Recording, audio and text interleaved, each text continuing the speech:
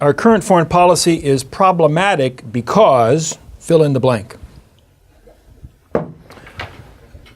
Well, it's problematic, I think, because it's based on a fundamental misunderstanding of the efficacy of military power, and in particular American military power. And so the result is that we engage in wars that are unnecessary and counterproductive, notably in large parts of the Islamic world, and with consequences that are simply mournful. I mean, the damage that the policy elites have done to this country, others have alluded to the favorable position we found ourselves in at the end of the Cold War, astonishingly favorable, and I think that the record of the past, what is it now, 25 years, is one of squandering those advantages, and I think the principal explanation for why we have squandered those advantages is because of our misuse of American military power, and I must say, the resulting abuse of American soldiers. So that last point is one of the really remarkable things, right? That I entirely agree with you about the overconfidence in American military power is a key problem. But despite the, I think you used the word woeful outcomes from this, the military is still highly venerated in American society as an effective institution, not just an institution that we venerate because we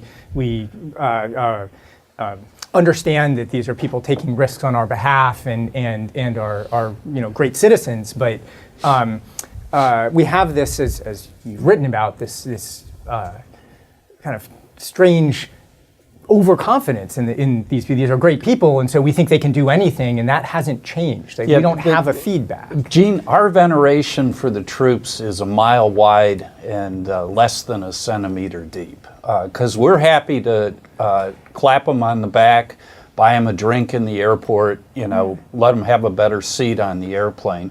But only if they're in uniform. Only if they're in uniform. Right.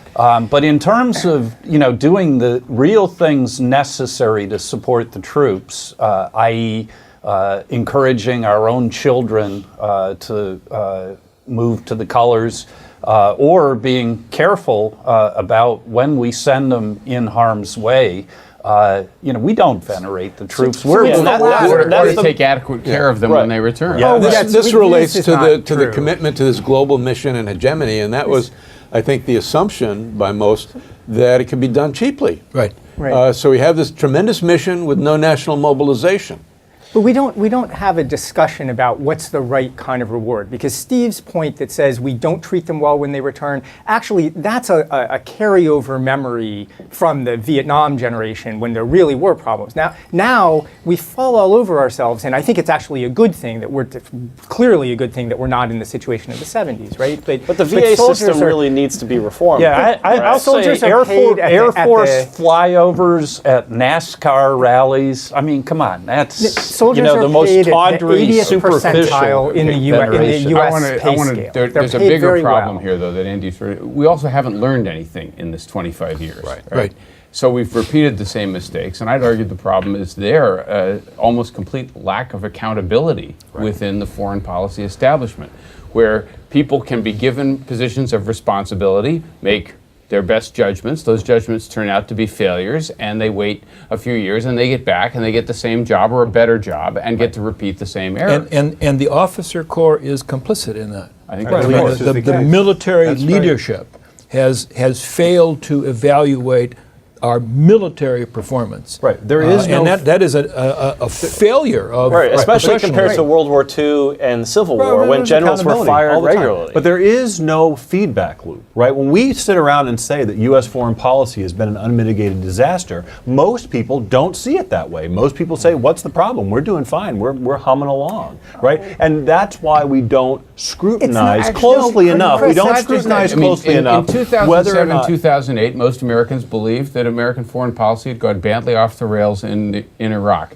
But by 2016, they're arguing, no, the problem is that we learned that lesson too well. We really need to get more we need to go back. And there is no connection. This is the critical disconnect. There is no connection between achieving a military objective and achieving a political objective. Military objectives are supposed to drive to some political end. And we measure the success or failure of military campaigns in a very narrow, discrete way. Numbers of enemies killed, numbers of bombs dropped, numbers of sorties flown, and we don't scrutinize that none of these things have actually delivered a political end worth fighting and for. yet they teach Clausewitz all the time in JPME and other places, and they're ignoring this Clausewitzian logic. But they may teach it to the military, but civilians don't. I don't think they absorb the lessons. from Clausewitz. We've become very casual about deciding to reach for the military instrument. You don't have to sort of think 6 steps ahead.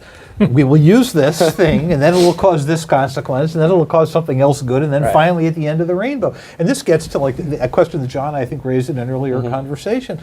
There's this belief that okay, if you try military force, it doesn't work. We'll add some more, and somehow, some way, we'll maneuver, and then we will produce a nice outcome in a country that's disunited. And we have no cause-effect knowledge of how to do that. There was also a tremendous pernicious effect of the stunning success of the First Persian Gulf War, the bookend between the Cold War and post-Cold War era. It was the perfect war, negligible cost, perfect military success, and it naturally encouraged people to assume that we could use this instrument very effectively at acceptable cost. But I want to make one more point about the soldiers and sailors, airmen, Marines, which is it's fundamentally disrespectful to 7,000 Americans that were killed in Iraq and Afghanistan, 58,000 Americans that were severely wounded, and nearly 1 million disability claims due to these wars for things that were not making America safer. And that's just totally disrespectful no matter how many flybys we're going to have at the Super Bowl.